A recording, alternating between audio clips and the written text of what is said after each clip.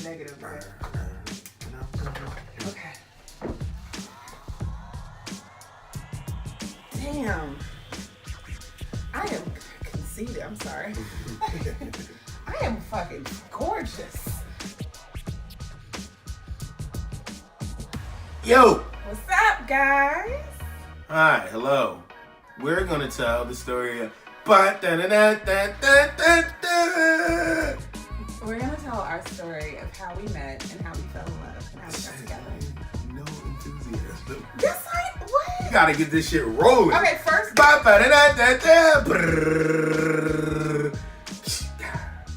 So, guys, today we're gonna tell the story of how we met and how we fell in love. Is that better? Your drum roll could have been better, but... Out of here! We wanted to share this story because we get asked a lot about our relationship, how we met. What are you looking at? What are you doing? I was distracting you, sorry. We figured we'd just tell our whole story to everybody, right? Because it's kind of interesting. It's interesting.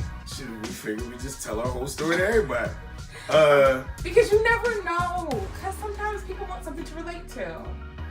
Yeah, and with no arrogance at all, we just figured people would relate to the shit. Like, it's very regular. It's nothing special. It's just that I think for a lot of it, it's because of the way we met, the way we got together, Correct. which was on social media. Yes. It was on the internet.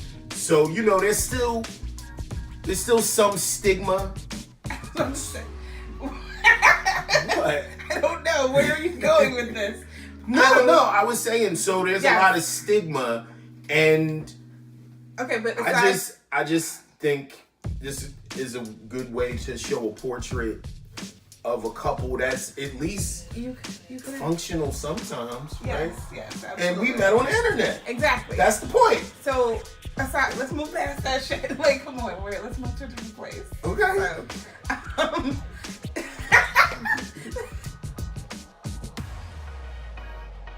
being really honest, when we met and when we started actually connecting, I was not single. I was living with my ex. We had been together 13 years, off and on. It was an unhappy, unhealthy relationship. I was a side nigga. And we cheated. So just so you know, yes, I was a cheater. Both me and my ex used to play tag. I'm gonna cheat on you, you're gonna cheat on me. It was not good. So I had already been kind of planning my exit strategy. I had been looking for places to live. I was trying to move out of New York City. I was over it. And the only person I had shared that with was my best friend, Lauren. I love you, boo-boo. Okay, anyway. So we followed each other for 2 years, followed you from the Big and Bearded movement. I thought this, first off, I didn't know he was short. Okay, I'm just going to say that. Because anybody who knows me knows that, okay, I'm 5'5" and a half. Shallow. I think I'm tall. Shallow. I am tall.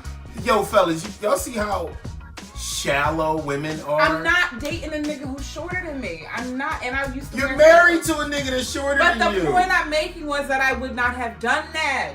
So this is why we had to meet the way we had to. Women are shallow. I saw a picture. Nigga, shut it up. I saw a picture of you, and I was like, oh, he got a beard. He a little light-skinned, tall. Oh, he cute. Follow him. This is back in his like slimmer days when he still thought he was fat. But you know, he always used to. The other thing that attracted me to him is once I followed him on his page, I'm nosy as shit. I see that he can cook, and you know, I was like, oh, he cook. And I'm a little bougie because I'm like a Food Network snob, and I could do a little something. He didn't cook like black food, like he made like food. Black food? You know what black food is. You know. I'm black, I can say that. I ain't making fried chicken and fucking collard greens all the time. Not that. Like some other shit, like a canned green. I don't know. He would make spinach on a bed of some shit. He would plate it. I was like, oh, he can cook. I saw that he could cook. First off, I was physically attracted to him. I loved his sense of style. He used to always have these crazy graphic tees, and I thought they were all so dope. And then I would click on it, and then I would listen to him talk, and he would always have something crazy to say. Plus, he would always post memes of like loving BBWs and big women, and I was like, yo, this is not real. And I kid you not, I'm not making. I swear to goodness, babe. I was like, when I saw all those things, I'm like, wait a minute, that's me. I'm a BBW. I like to cook non-black food too. I like graphic tees. I'm nerdy. I'm into fucking anime, all this other shit. Not as much into comics as he was, but slightly, but not as much. But I was like, he doesn't exist. This is weird. Like, I don't understand. And he's attractive. And I was just like, geeked. And I liked him.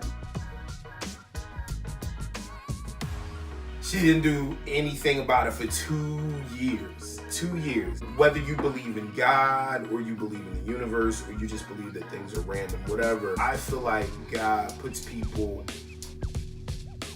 in your life for specific reasons. Oh, babe, that's not what I meant. You just said God puts people in your life for a reason. I was getting there. Okay, I'm sorry. And jumping the shark there. I'm excited. I'm super excited.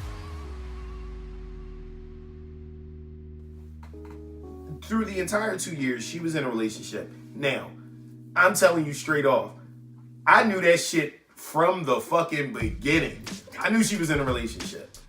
And at first, because I was in different situations, I'm like a fucking serial monogamous.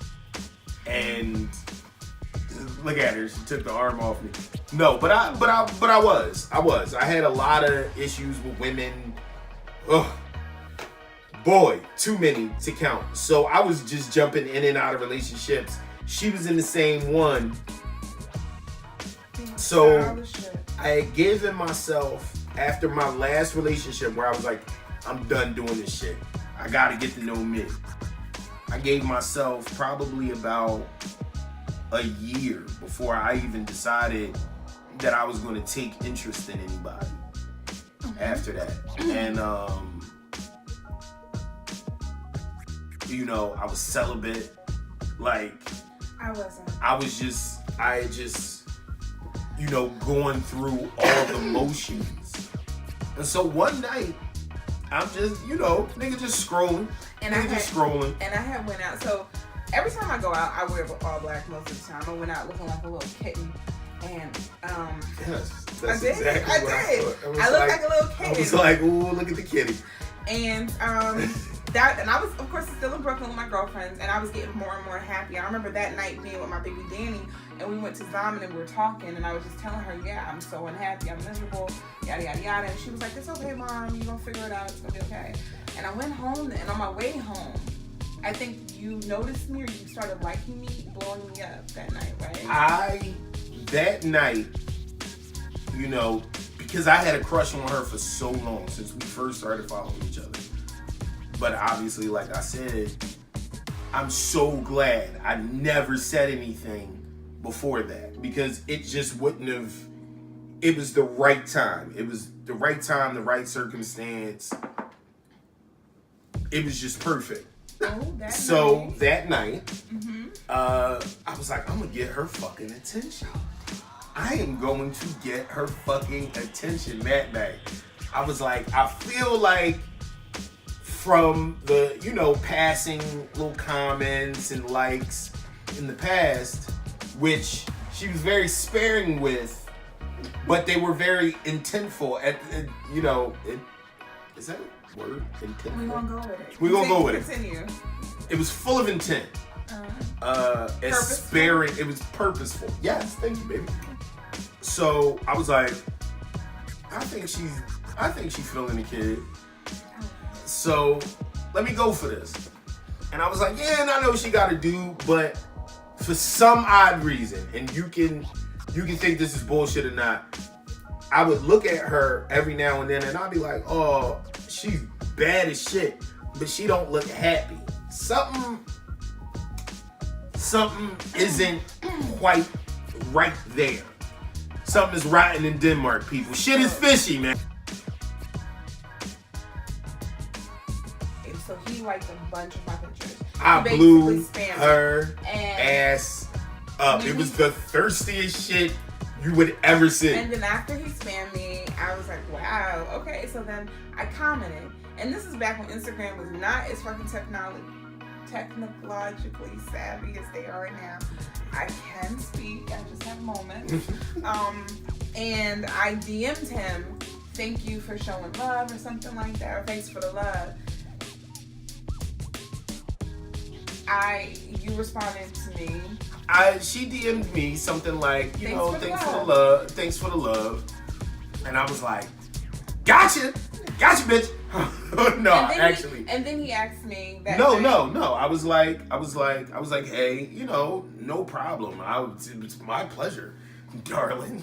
What's going on with you, sugar foot? I'm in. I was living at my mother's at this time. I had absolutely nothing to offer a woman. Not a goddamn thing, but some fucking dick. That's all you had to offer. She took a chance on the nigga, man. But wait, let's not get there. We gotta. I know, baby. Okay. Let it flow. Don't be such a control freak. I love you.